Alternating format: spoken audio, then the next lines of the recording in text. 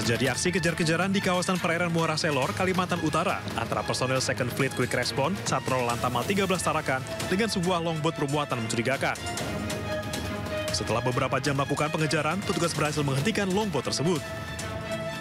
Saat pemeriksaan, petugas menemukan 64 balpres ilegal atau pakaian bekas impor tanpa disertai dokumen lengkap. Terkait hal tersebut, 3 pelaku berinisial RZ, M, serta R yang merupakan motoris dan juragan kapal ditangkap petugas. Sementara barang bukti berupa balpres ilegal dan longboat turut disita. Para pelaku diiming-imingi upah sebesar 1,2 juta rupiah per karung untuk mengangkut balpres dari Tawau, Malaysia menuju Taliasan, Kalimantan Timur. Sebuah kapal kayu jenis longboat warna lambung biru dan anjungan hijau membawa muatan penuh yang diawaki oleh 3 ABK. Ini selanjutnya dilaksanakan prosedur pengejaran, penangkapan, dan penyelidikan dan diidentifikasi bermuatan balpres sebanyak 64 karung. Diketahui pengungkapan kasus tersebut berawal dari laporan masyarakat bahwa ada muatan mencurigakan yang melintasi perairan Kalimantan Utara. Akibat perbuatan mereka, kini para pelaku diancam hukuman 5 tahun penjara.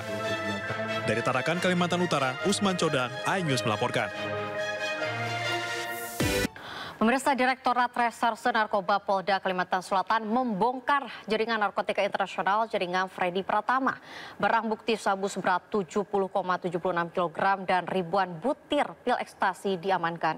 Sementara itu, seorang wanita nekat menyeludupkan narkoba ke lapas kelas 2 Salemba, Jakarta saat menjenguk suaminya. Kapolda Kalsel Irjen Pol Winarto bersama pejabat utama menggelar rilis pengungkapan kasus narkoba dengan barang bukti 70,76 kg sabu dan 9.560 butir pil ekstasi di Mako Polda Banjarbaru Rabu siang. Kasus terungkap berawal ditangkapnya MZ di salah satu hotel di Banjarmasin. Dari penangkapan ini, polisi kemudian melakukan pengembangan dengan menangkap tersangka narkoba lain jaringan Freddy Pratama. Kapolda Kalimantan Selatan Irjen Pol Winarto mengatakan pengungkapan kasus sabu dan ekstasi jaringan Freddy Pratama di Kalimantan Selatan menjadi atensi Mabes Polri. Tidak henti-hentinya dan tidak putus asa dan tidak kita selalu bekerja keras untuk berkomitmen untuk memerangi narkoba khususnya di wilayah Provinsi Kalimantan Selatan. Selain menyita barang bukti sabu, polisi juga menyita mobil yang digunakan untuk mengedarkan narkoba. Pelaku memodifikasi jok mobil dan digunakan untuk menyimpan narkoba. Dari Banjarmasin, Kalimantan Selatan, M. Akhyar, iNews melaporkan. Korban penyiraman air keras yang sebelumnya mendapatkan donasi sejumlah 1,4 miliar rupiah laporkan pemilik Yayasan Peduli Kemanusiaan sekaligus YouTuber Pratiwi Novianti ke Mapolda Metro Jaya. Lantaran tak terima dituding menyelewengkan uang hasil donasi.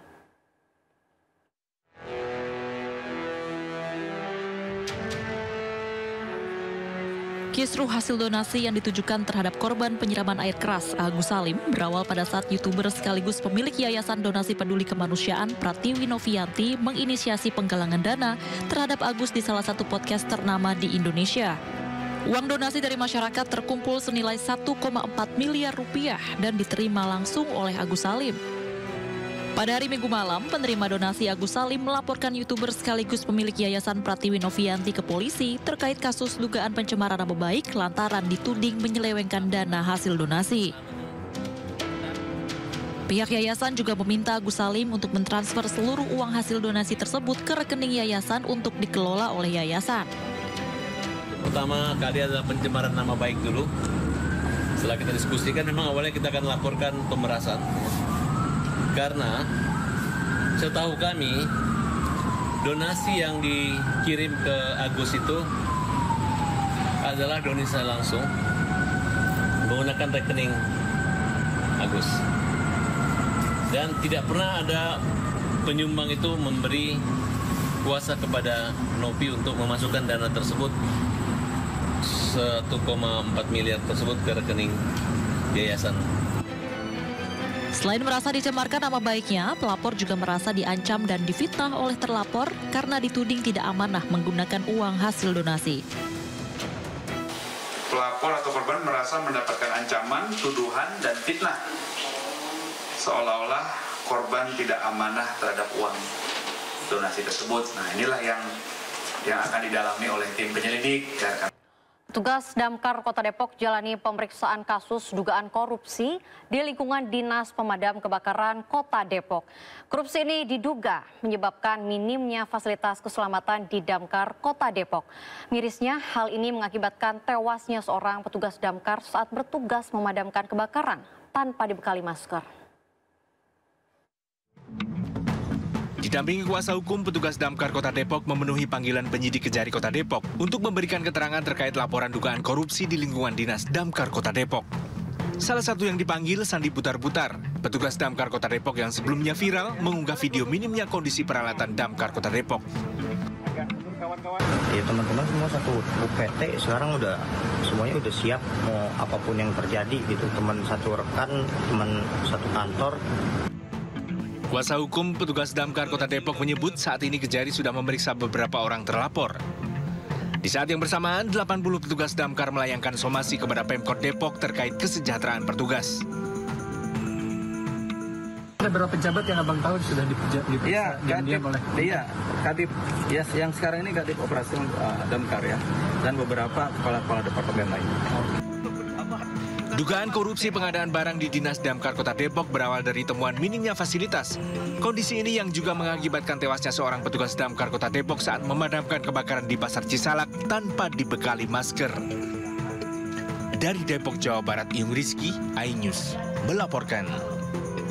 Sejumlah menteri Kabinet Merah Putih memiliki harta kekayaan yang fantastis, tak tanggung-tanggung. 2 menteri Kabinet Prabowo Gibran memiliki kekayaan lebih dari 2 triliun rupiah.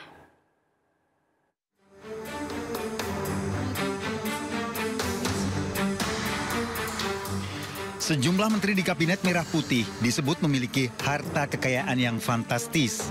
Dari 48 menteri di Kabinet Prabowo Gibran, lebih dari 10 nama menteri diketahui memiliki kekayaan ratusan miliar hingga triliunan rupiah.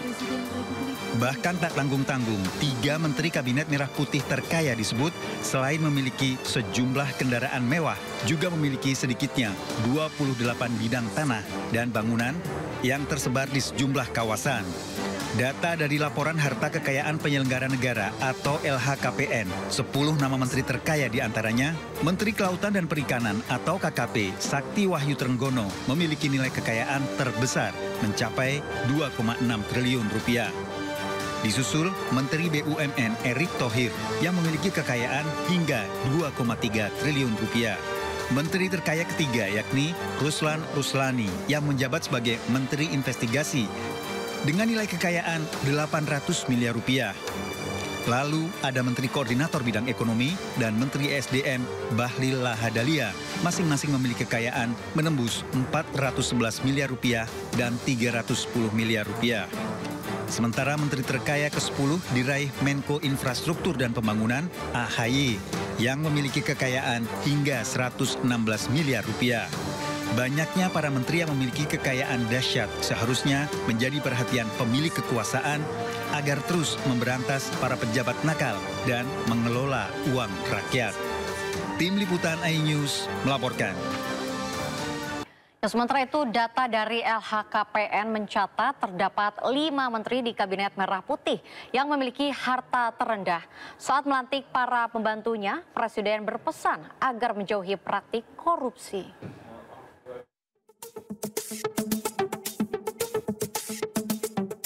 Presiden Prabowo Subianto telah melantik 112 menteri dan wakil menteri.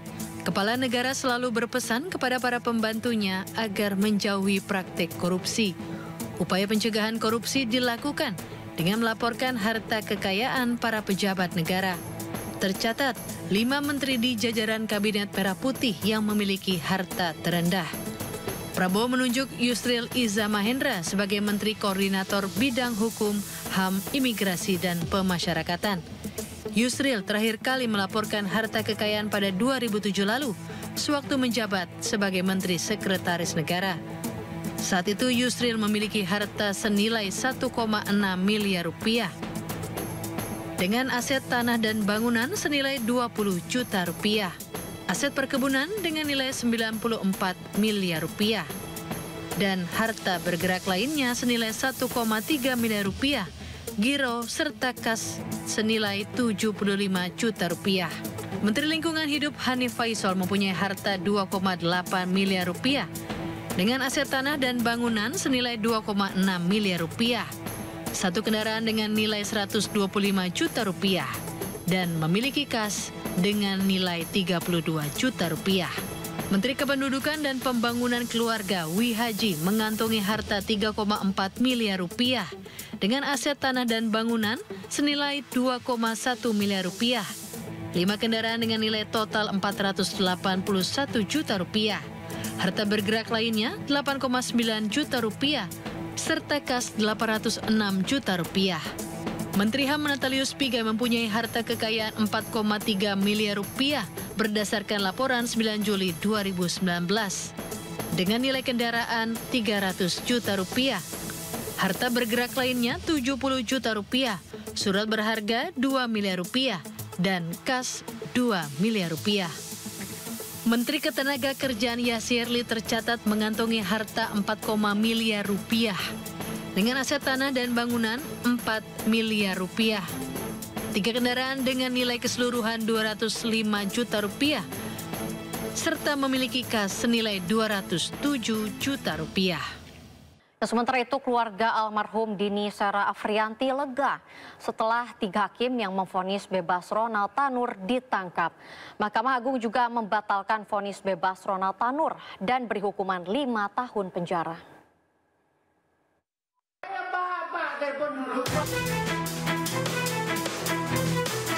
Ujang Suherman, ayah Dini Sera Afrianti, masih seringkali memandangi foto mendiang putrinya yang terpasang di dinding rumahnya di Kampung Gunung Guruh Girang, Cisaat, Sukabumi.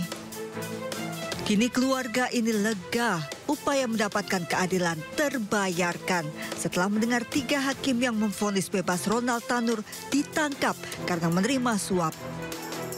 Sejak awal kasus, bahkan saat Ronald Tanur divonis bebas, keluarga mengadukan seluruh hakim ke Komisi Yudisial. Itu nggak sepenuhnya lah, ada yang mengganjal gitu. Dengan vonis 5 tahun itu bagi Abah itu nggak cukup lah. Lebih baiknya lebih dari 5 tahun lah gitu. Atas ditangkapnya 3 hakim dan seorang pengacara, Mahkamah Agung membatalkan vonis bebas Ronald Tanur. Ketiga hakim juga diberhentikan sementara. Maka ketiga hakim tersebut akan diusulkan pemberhentian tidak dengan hormat. Sementara itu, Kejaksaan Agung tengah mendalami siapa otak pemberi suap terhadap 3 hakim serta mendalami keterlibatan Ronald Tanur dan keluarganya dalam kasus suap ini. Tim Liputan iNews melaporkan. Calon Gubernur nomor urut 1 Ridwan Kamil kian rajin belusukan dan menyapa warga menjelang pemungutan suara di Pilkada Jakarta. Kali ini Ridwan Kamil belusukan ke Pasar Kebayoran Lama Jakarta dan menyapa relawan Ridho Asik. Belusukan Ridwan Kamil untuk menerima curhatan dari para pedagang mengenai fasilitas Pasar Kebayoran Lama yang kurang memadai. Salah satu yang menjadi sorotan Bang Emil adalah curhatan warga terkait anak hingga cucunya yang kesulitan untuk memiliki hunian. RK pun menawarkan solusi dengan membuat hunian partikel di atas pasar.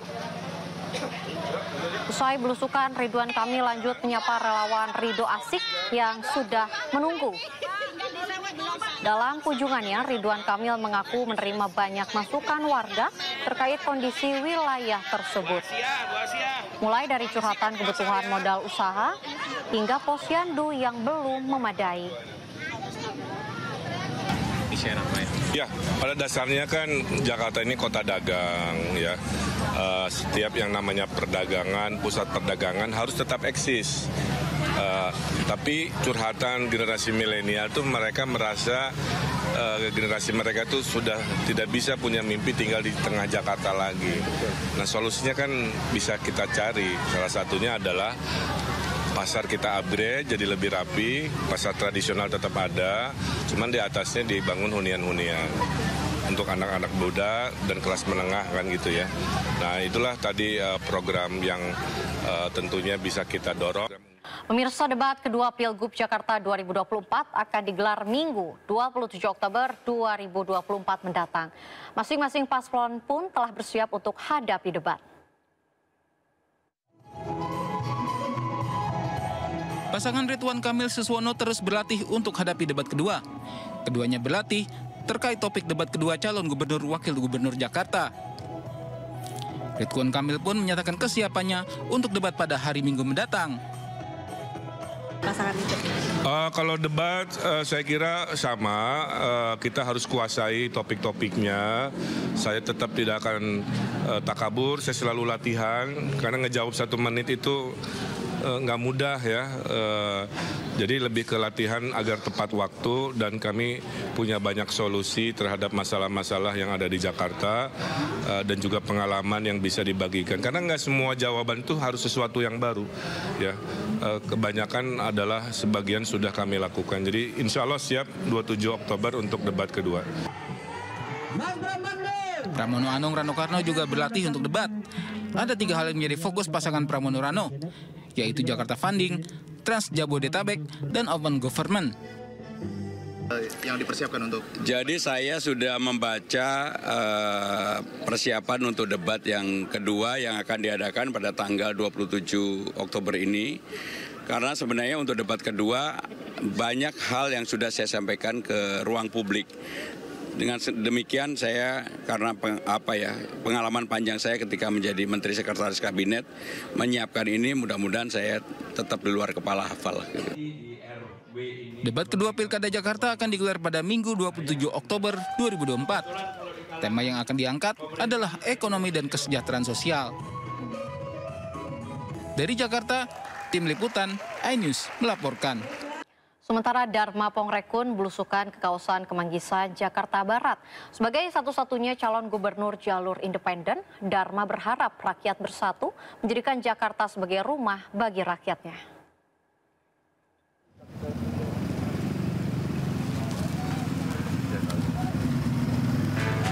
Calon Gubernur Jakarta nomor urut 2, Dharma Pongrekun, melakukan belusukan di kawasan Kemanggisan, Jakarta Barat. Dalam kunjungannya, Dharma menunjukkan kartu Jakartaku Aman yang disebut penggunaannya akan dipermudah. Sebagai satu-satunya calon gubernur dari jalur independen, ia berharap seluruh elemen masyarakat bersatu dan menjadikan Jakarta sebagai rumah bagi rakyatnya. Saya bersama tim mempersiapkan kendaraan bagi rakyat gratis. Manfaatkan dengan sebaik-baiknya untuk mengembalikan kedaulatan rakyat. Waktu kita hanya tinggal 30 hari lagi. Mari kita bersama-sama, karena kemenangan ini bukan kemenangan saya dan Pak Kun, tetapi kemenangan rakyat Jakarta secara keseluruhan. Nantinya proses pemungutan suara Pilkada 2024 akan dilaksanakan secara serentak pada 27 November 2024. Dari Jakarta, Wenda Nura, Ade Supriyatna, Dimas Winardi, iNews melaporkan. Ratusan ribu surat suara pemilihan Gubernur Jakarta mulai memasuki tahap pelipatan. Proses pelipatan surat suara membutuhkan waktu 3 sampai 5 hari.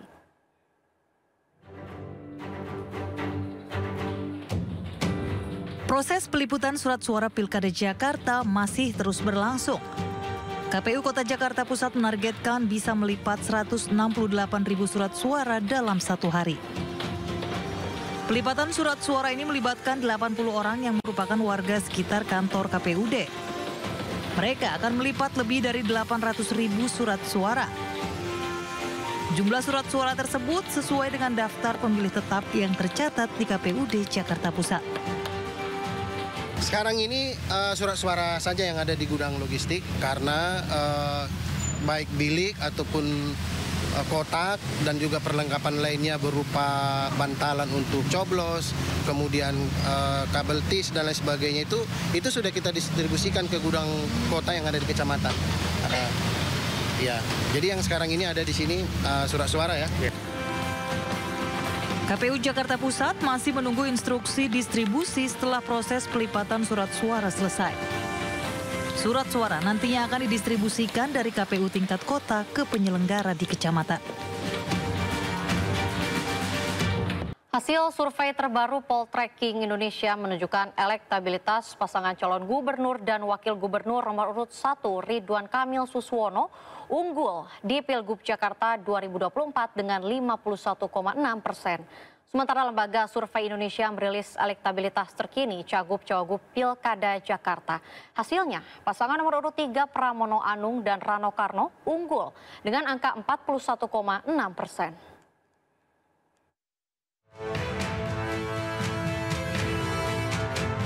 Hasil survei terbaru Poltreking Indonesia menunjukkan elektabilitas pasangan calon gubernur dan wakil gubernur nomor urut 1 Ridwan Kamil Suswono unggul di Pilgub Jakarta 2024.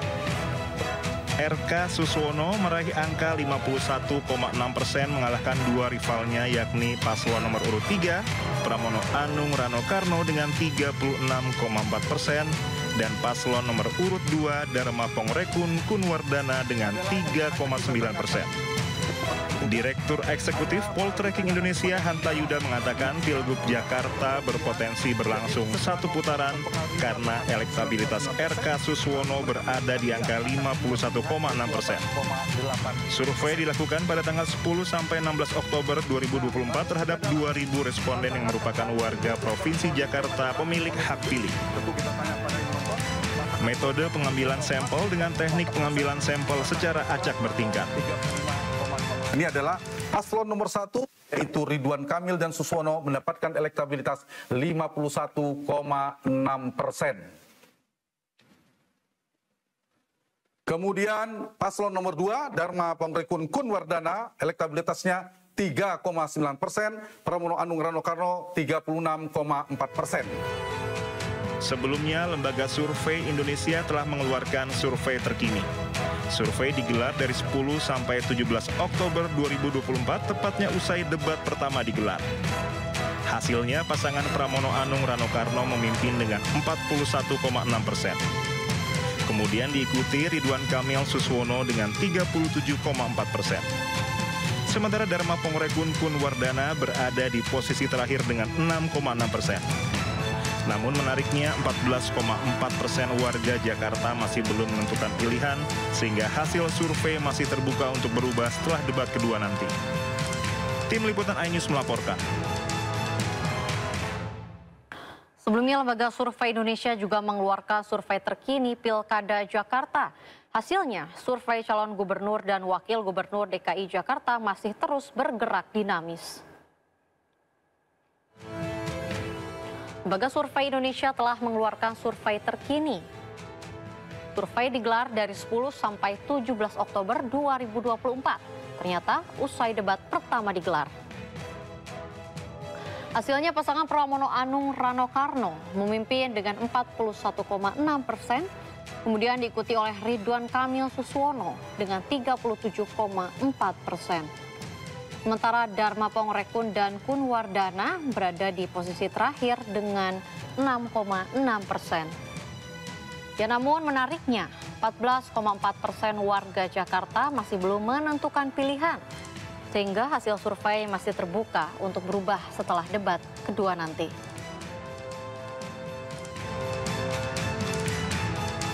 Pemirsa, gugatan Partai Demokrasi Indonesia Perjuangan atau PDIP kepada Komisi Pemilihan Umum di Pengadilan Tata Usaha Negara Jakarta tidak diterima. Gugatan PDIP terkait keabsahan Gibran Rakabuming Raka sebagai Wakil Presiden di Pilpres 2024. PT UN Jakarta menggelar sidang pembacaan putusan gugatan PDIP kepada KPU terkait pencalonan Gibran Rakabuming Raka sebagai Wakil Presiden pada Kamis siang. Dalam sidang putusan, PT UN menyatakan gugatan PDIP tersebut tidak diterima. Pasalnya, penyelesaian sengketa pemilu sendiri telah diatur dalam Undang-Undang Pemilu. Pembacaan gugatan dipimpin Ketua Majelis Hakim Joko Setiono. yang juga merupakan Wakil Ketua PT UN Jakarta. Dalam gugatannya, PDIP meminta Hakim PT UN memerintahkan KPU menunda pelaksanaan keputusan KPU tentang penetapan hasil pemilu presiden dan wakil presiden. PDIP juga meminta PT UN membatalkan dan mencabut keputusan KPU tentang penetapan hasil Pilpres dan Pileg. Majelis Hakim hari ini itu berpendapat bahwa objek sengketa yang diajukan oleh PDIP itu bukan kewenangan PT UN karena pengujian itu masuk di ranah sengketa. Pemirsa, Kamar Dagang dan Industri Kadin Indonesia di bawah kepemimpinan Anindya Novian Bakri resmi membentuk kepengurusan terbaru periode 2024-2029. Sejumlah tokoh politik, pengusaha hingga selebriti turut ambil bagian dalam kepengurusan ini.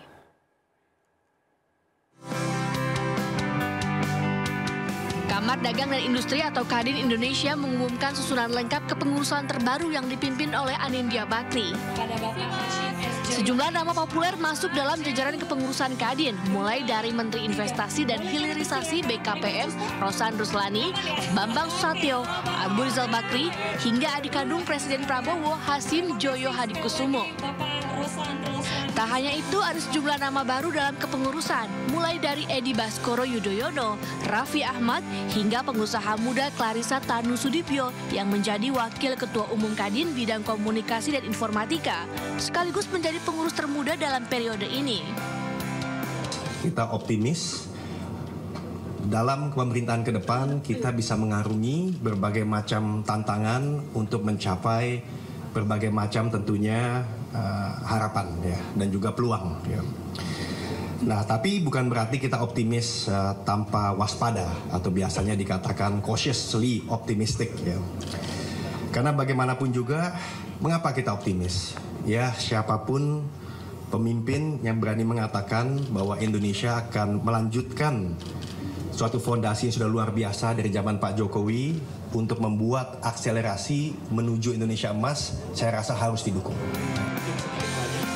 Dalam kepengurusan, Ketua Kadin mengatakan 70% pengurus lama sudah ikut bergabung dengan struktur kepengurusan yang baru. Anindya memastikan para pelaku usaha mendukung penuh visi misi Presiden Prabowo Subianto dalam Asta Cita, khususnya dalam mengejar pertumbuhan ekonomi 8%. Dari Jakarta, Tim Liputan iNews melaporkan.